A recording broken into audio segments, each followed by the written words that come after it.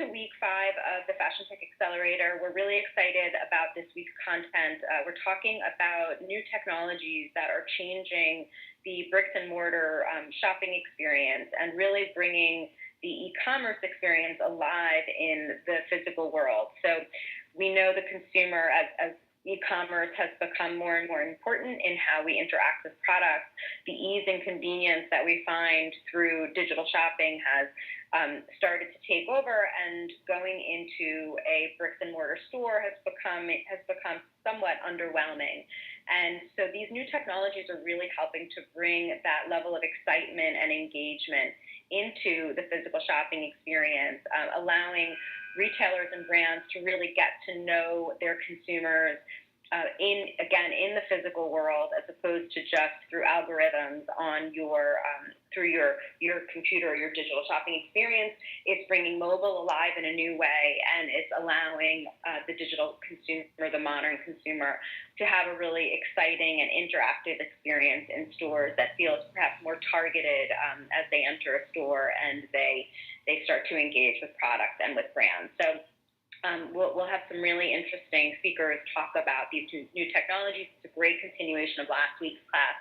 And if you haven't had a chance to do the readings for this week, definitely please go through them either right before if you're reviewing the taped webinar, take a pause and read the readings, or after you've watched the webinar, because I think the readings will really enhance the subject matter.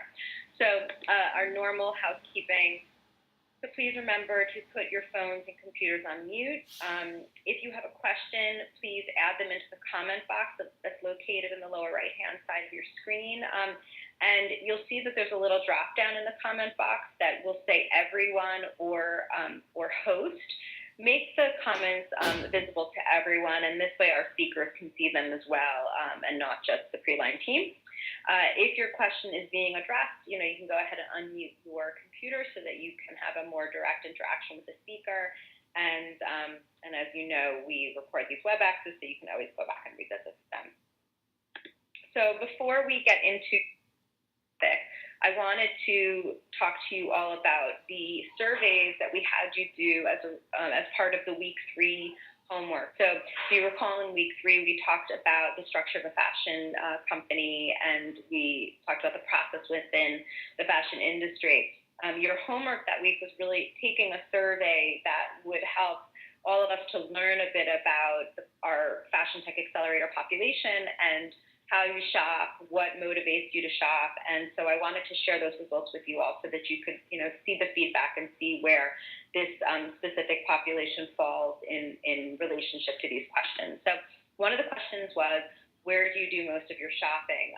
Interestingly, the majority of you all said department stores. And that is interesting, considering, as I was saying earlier, how important multi-brand e-commerce has become.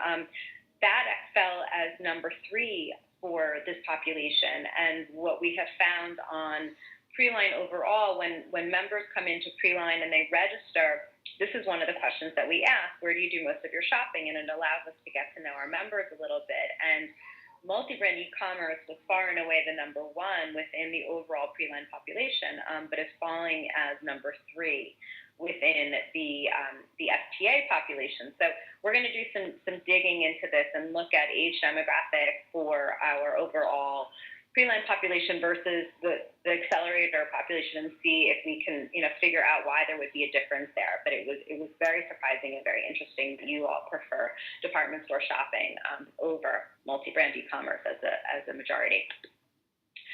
Your main motivation for purchasing online was convenience, far and away, which is generally what we see with most of the surveys that we've conducted or research that we've done. Main motivation for purchasing in store was actually best selection. We're sort of interpreting that as well. It's about being able to go in and try something on, and that's really a big motivator, and therefore it allows you to have a more successful shopping experience because you're going home with something that fits you. The next question was, what influences your style purchases most? And we thought that this was a really, really interesting result. So the top 2 responses were seeing people on the street that look great, so street style, walking down the street, you see somebody, you love what they're wearing, you love their style, and you take a mental note, oh, I'm going to, emulate that look. The second was bloggers and social media icons, so, looking on Instagram and seeing what people you admire, influencers, are doing in fashion and other social media platforms, and really being inspired by that. And then, interestingly, friends fell pretty far down. So, what we're really equating this to is the fact that the responses are, you feel motivated by people who are really outside of your direct stream of, of relationships. So as opposed to wanting to copy your friends, it's really about emulating people that inspire you that you don't necessarily know. So it allows you to still feel like you have individual style, but it feels validated through these influencers and these people that you see on the street. How can brands best market to you? So the top two responses here, the first was pop-up shops or interactive events. And we thought that was really interesting because what that's really speaking to is wanting to have a lifestyle experience. So it being something that you can touch and feel and experience a brand as opposed to just a visual. And then the second was, again, speaking to what we just talked about in the previous slide, was product placement and influencers wearing product, and that being a really a great way for brands to reach you and for them to be speaking to you. Everybody was much less impacted by brands placing their own social media ads or print ads at this point, or email messaging from brands. So, we call that obviously push marketing, and the idea that push marketing is just not that appealing to the modern consumer. Modern consumers really want to have a more emotional response, and it's more about them being pulled into a brand's experience or a brand's lifestyle. And then the last question that we asked, are you brand faithful? And we had about 60% saying that yes, they tend to buy from the same 4 or 5 brands, and then 41% saying that they'll buy whatever looks good. And I think that this has really evolved over the years, and there was a time when people really were so brand faithful, but given how important digital has become, there's just so much information and so much access, and you can learn about new brands and new products in so many different ways. It's not just about walking into a store anymore. It's you can be looking at what your friends are wearing on social media. You can be looking at blogs. There are digital magazines. There are just so many ways to learn about new brands that it's less about being faithful. It's more about what people individually love. Although they're still obviously based on your responses. There's some element of feeling faithful to a brand. So thank you for taking the time to fill out the surveys. We found the information to be really, really helpful and interesting. And, if you have any questions about the data that we just showed, or you want us to dig in a little bit further, please feel free to reach out to Julia and myself, and we will definitely dig in a little bit. So our speakers today, I'm going to pass the baton over to Ashley to start. And Ashley's going to give a very interesting she's going to give an interesting presentation about some of the technologies that are coming into the three-dimensional bricks and mortar experience, whether that's geolocation technology or beacons, and then we're going to talk about virtual reality with Angela as well. So I'm going to pass the baton to Ashley. My name is Ashley Painful, and I am the editor of Fashion Vest. Fashion Vest is a website that tracks the most important news in the fashion, tech, and business spaces. And so we track all the investment news, all the new company launches, anything that's going on in the fashion tech space. We kind of, have an authoritative look on that type of subject. So to tell you a little bit about myself, I have been with Fashion Vest for about 3 years now. I interned with them in college, and the way I found the internship was actually really interesting. I had met someone who was part of Fashion Vest through a meeting at the Entrepreneur entrepreneurship club at our school. And then I reached out to him on LinkedIn, got the internship, became an administrative assistant like a year later. Then when the former director of editorial content decided to leave, I took over her position. So my story is a great story of how I used the web to really, take the reins of my career. So that's just a little bit about me. So today we're going to talk about iBeacons and geolocated offers, RFID technology, augmented and virtual reality, and really look at how retailers are using tech to engage with their shoppers in the physical world. So with technology at the forefront, brands and retailers are really trying to figure out how to engage more with their shoppers and point blank, make a sale. So what technologies are being successfully implemented that are improving the in-store shopping experience? Like I said, we're going to be talking about the iBeacons, and within that, geo-located offers play into how iBeacons work, RFID technology, augmented reality, and virtual reality. So now we're just going to talk about iBeacon. So what exactly is an iBeacon? An iBeacon is a Bluetooth-powered location technology developed by Apple that allows mobile devices to listen for and react to signals from beacon devices or transmitters in the physical world. These beacons, talk to the apps that you download from retailers and transmit highly contextualized communications that are relevant and personal to you based on your location. So when I say highly contextualized, all I'm really saying is that each message is tailored to you at that moment and the time and place that you are located in. Retailers are able to really understand exactly where a consumer is in their bricks and mortar environment and market to them, at the moment. So, for example, if you're in a Macy's and you walk past the shoe aisle, if you have the Macy's app downloaded on your phone will listen in for an iBeacon, and you may not even know the store uses iBeacons, but you'll receive a push notification that says, here's a coupon for 25% off food. What I just explained to you is an example of a geolocated offer. So what is a geolocated offer? Like I said, we really first have to understand geolocation. So geolocation is the process of identifying the geographical location of a person or device by means of digital information processed through the internet. Geolocation apps do two things.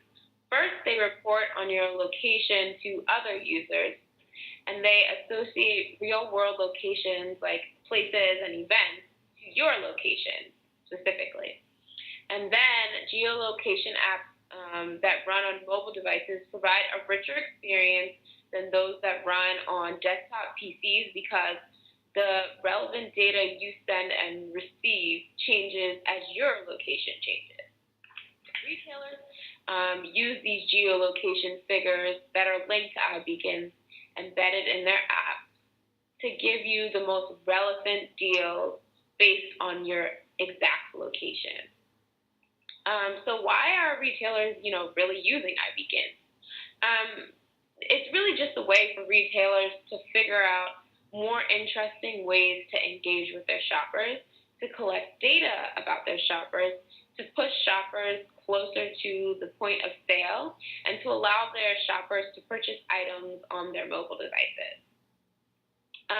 So when we talk about collecting data about shoppers, businesses and retailers have a direct way through iBeacons to see what their customers are doing and pinpoint exactly where in the store they're doing it.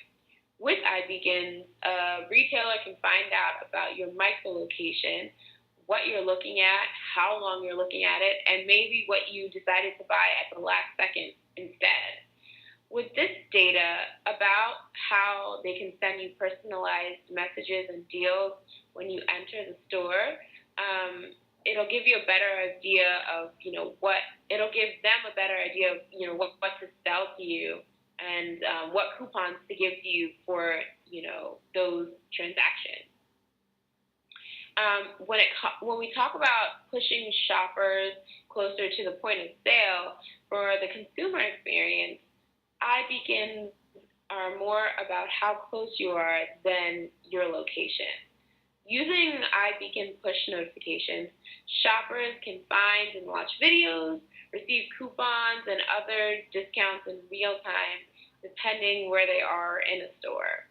So essentially, if you open a store app that uses iBeacon technology, you can receive directions to an aisle that you need to get in the grocery store, see where other sales for a similar product are, or find better deals or coupons as you're walking through the store.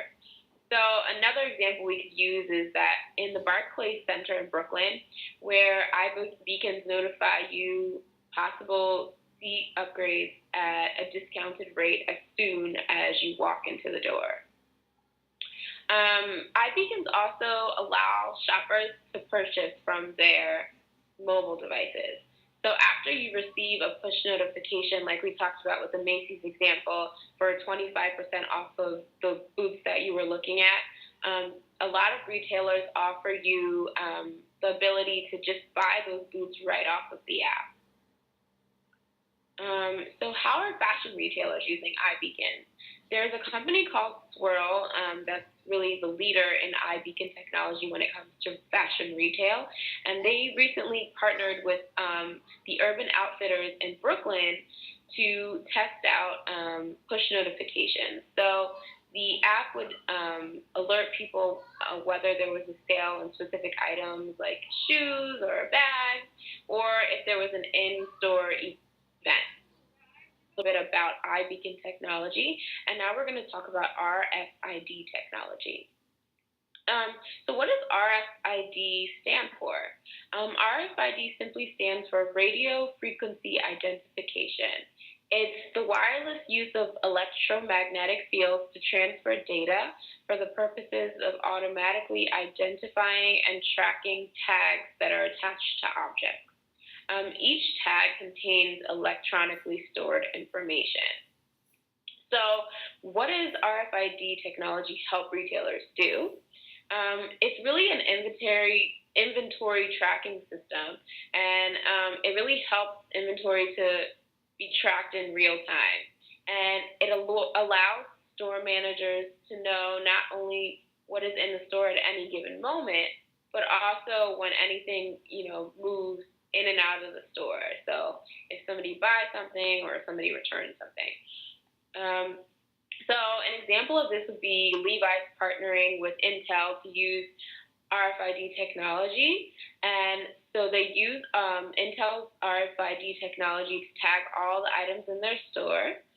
And with that technology, the Levi's store managers and the rest of their team were able to see, what was on the shelf and what was running low, which really helped them make the process of their inventory management better.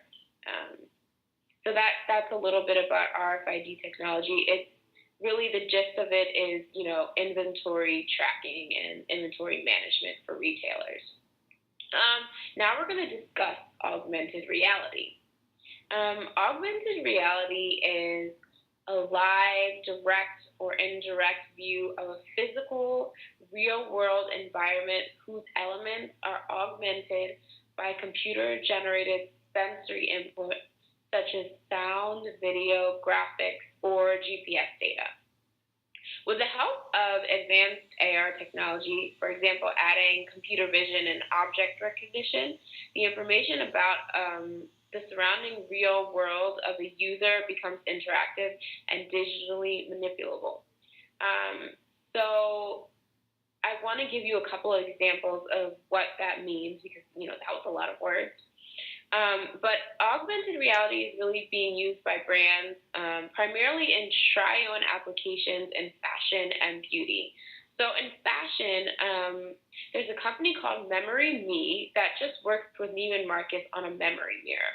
So what the memory mirror does is when you walk into a store, you try on an outfit, then you stand in front of the mirror, and the mirror has programmed all the different colors or styles of a specific outfit that you're wearing.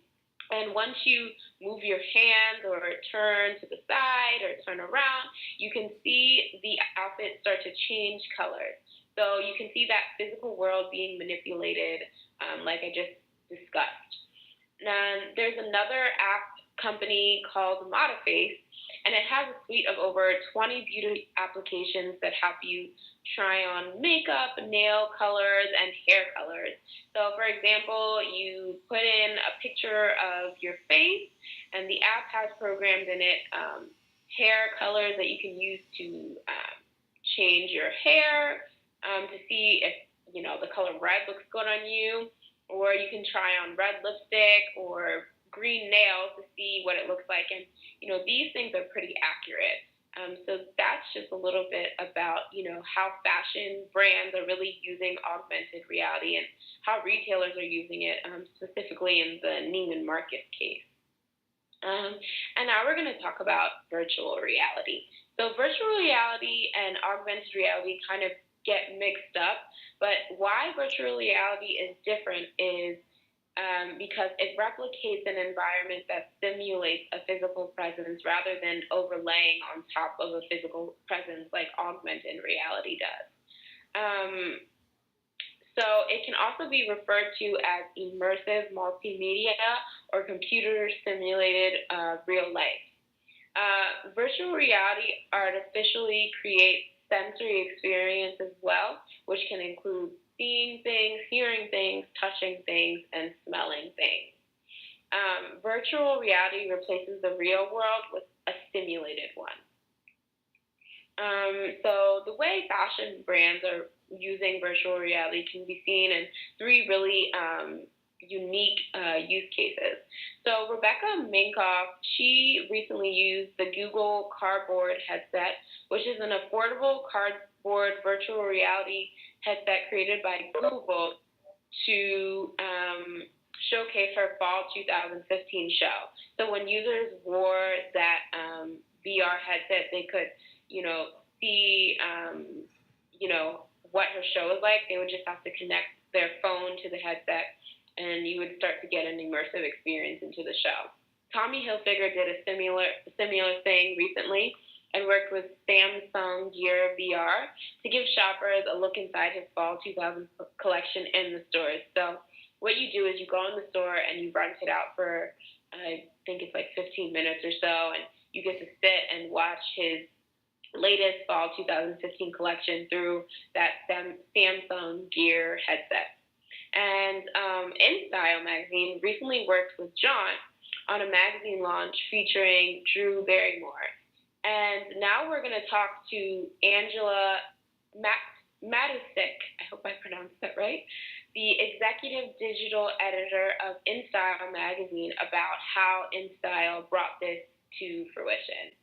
Tell us a little bit about yourself, give us your background, and how you got involved in this project at InStyle magazine.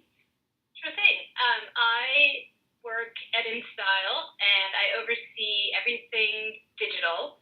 So that includes the day-to-day editorial operations of our website, all of our social media activity, and a lot of our video work. And now I'm the InStyle virtual reality expert, because I'm probably the only person in the whole building that knows anything about this. I first heard about virtual reality, I guess it was about a year and a half ago, when I was at the South by Southwest Interactive Festival in Austin, and I tried out this super cool thing that was, it was with Game of Thrones, and you had to put on this headset, which is called Oculus Rift, which is a company that Facebook bought a couple years ago for a lot of money, and it got a lot of attention. And so it was a very immersive experience. You put on this headset and headphones, and then you got into a booth, and the booth shook, and there was a fan fan blowing on you, and it really felt, for all of you Game of Thrones fans, like you were visiting the North Wall of the show. So it was crazy, better than drugs. It was insane. And then after that, it was like I was, just really curious about it, but it seemed really far away from anything that we were working on at the fashion magazine. You needed this fancy equipment. It was something that people were doing in the gaming industry. It was really, really high production. And then fast forward to about last spring, in March 2015 or so, I heard about Google Cardboard, which you mentioned some other companies have started working with. Essentially what Google Cardboard is just a new way of creating a virtual reality viewer that you can have this experience using your smartphone. So it suddenly took this technology that was really far away and expensive and exclusive and hard to get, and it made it accessible for everybody. So now, for not a lot of money, you can have your own virtual reality experience. In fact, you all listening to this can experience this for free right now if you want. It won't be immediate because you have to get the viewer in the mail. So you could all of you are invited to go to instyle.com/virtual, and you can fill out a form, tell us your mailing address, and we will mail you a cardboard viewer. So you get that cardboard viewer in the mail, and then you download this app on your phone. The app is in the Apple Store or it's in the Google Play Store. It's called Jaunt VR. When you download the app, which is free, you will see a big promotion for Drew Barrymore on this app. So you just open up the app, hit play, put your phone into the viewer, you put it on your face. I have them in my office, I can go get them. And then if you have headphones that you can connect to your phone, it really suddenly feels like you are visiting our cover shoot with Drew Barrymore. Wow. You can spin all the way around, you can look up, you can look down, you can hear Drew talking to you, you can feel like you're the person who the photographer is taking your photograph in her spot. It's really trippy, very personal, and it's super exciting. And I think that this technology is exploding really quickly, and a lot of companies are investing in it and trying to find ways to connect with their audiences and connect with their consumers. And I think there's a lot of passion and excitement for it from the fashion industry. And why do you think that is? Why do you think fashion people are so into VR right now? Well, I think fashion, people are always early adapters.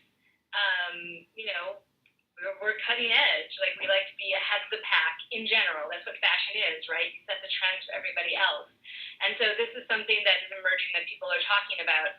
But when you think about what a fashion show is for a company, you mentioned Tommy Hilfiger and Rebecca Minkoff, and you think about the work and attention that goes into creating a fashion show experience. They have to have it in a special location. They have music. They create elaborate sets. They bring all these people there and have them sit in this spot and put on this performance that maybe lasts 10 minutes. It probably costs hundreds of thousands of dollars to create this 10-minute experience for the select people who happen to be in the room at the time. But now, with this recording technology, you are able to capture this experience and bring it directly to your consumers. As you said in your survey, people want pop-up experiences. They want to have immersive experiences in stores. You're not going to get more immersive than something like this. So I really think that down the road, when you think about the possibilities, like, okay, I can show off my line and my clothing anywhere I want to anyone who has access to it. It really opens up the possibilities of creativity and how you showcase your collections. Yes, Chanel will probably always create airport hangers in Paris that they want to, control the complete experience and bring people to see it. But for someone like a Tommy Hilfiger, why bring in, a ton of sand into New York City's Armory to create a beach experience when you could just take a bunch of models to Hawaii, get some VR equipment, and then you can invite everybody that you want to come to the beach with you in Hawaii. Yeah. To your cliffs. But with that, do you think this is going to lead to the demise of, actual shows? It might. That's interesting. And what do you think that's going to do to the industry if that ever did happen? I think that the whole fashion show phenomena has changed so dramatically in the past 5 years. Already it's very scattered. It's not in one location. People all over the industry now say they no longer feel the need to attend the shows because they can get the information so quickly in other ways. It's still important, I think, for certain people to connect with the creators, and I think it's still really crucial for editors to be able to have that personal connection with the people who are making the clothes, to understand the trends and take it all in.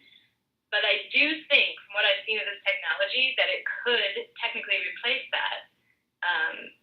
And I think as we go forward into the future, this is how people who aren't able to travel will be able to travel virtually now. So I do think it's going to change the industry, and I think it's going to change the way people do fashion shows. Is it going to happen next year or the year after that? No. But in 5 years from now, it might be something that people are starting to look at as far as the logistics about creating these fashion weeks that take place and take over a city. New York City depends on Fashion Week for a lot of revenue. It's really important to a lot of people, but it's becoming harder and harder to create everywhere. Yeah. So what else do you see, as the future of virtual reality in fashion? Like, do you have any other, avenues that you see this working in when it comes to fashion? Yeah, I think there are a few things. I think that it'll be very interesting as a teaching tool.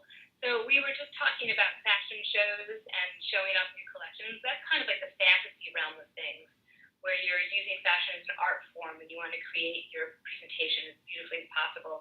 But I do think that the other way that we'll be seeing it will be in showing people how to wear clothes. I think that you'll be able to use it as a styling tool and as a teaching tool. I think for a consumer who wants to get a good look at some clothing now, it's very common to go to any website, especially a high-end website, and see videos of the merchandise.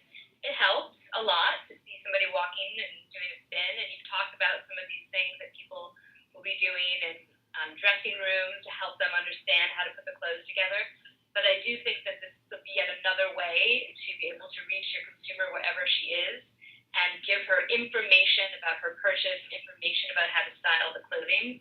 I also see a lot of applications in the beauty industry. I think that there's a lot of tutorials are possible. So even if it's not necessarily promoting one line, but say like a fashion magazine like In Style, where we help dissect the looks and tell people how to translate the trends into their everyday life, we could easily use this type of technology to show you how to put together a look using basics, putting together things that you already own, mixing with new things. I think makeup and hair tutorials will be a natural. And I also think that getting to know the creators, learning more about how things get made, factory visits, following a collection process from drawing until it's getting made in the factory. These are things that could really come alive now. And it may not be for every consumer. It may always be for the passionate people. It may always be for the insiders or the investors. But I think that the idea of where did my clothing come from, who's making my clothing, is something that the story could really be told through virtual reality. Yeah. So one question that I have been dying to ask is, before you introduced this to the InStyle team, what were people's thoughts? Do they look at you crazy, or and how do they feel about it now? It's funny. They still look at me like I'm a little crazy, because maybe I am. But so it's a weird thing, and there are limitations to the technology now. The camera looks a little bit like a UFO. And it sits on a tripod, and it does not move. So it's not like another camera or a camera where somebody's holding it, and you can follow somebody. So you can't really like follow someone down the runway right now. Yeah. With the camera next to keep it in one place. There's also sound limitations and how you can record the sound around it to make it really effective and immersive. There are limitations with how close you can get to the camera, which may prevent you from really seeing things in good detail. So it's great for like a surrounding, but like, can you see stitching on a piece of fabric and things like that? No, you can only get within 4 feet of the camera. If you ever have been to a fashion shoot, like the ones that we do at InStyle or other magazines, there are like a ton of people there, and everybody has their jobs to do. We have people at our cover shoots. We have people there we have like a seamstress who sits there all day long with her seamstress tools in case anything needs to be sewn. Right? There are bodyguards protecting the jewelry that just in case something happens. There's like 5 bodyguards just sitting there all day long because they come with the jewelry that's on set. The photographer probably has 7 assistants.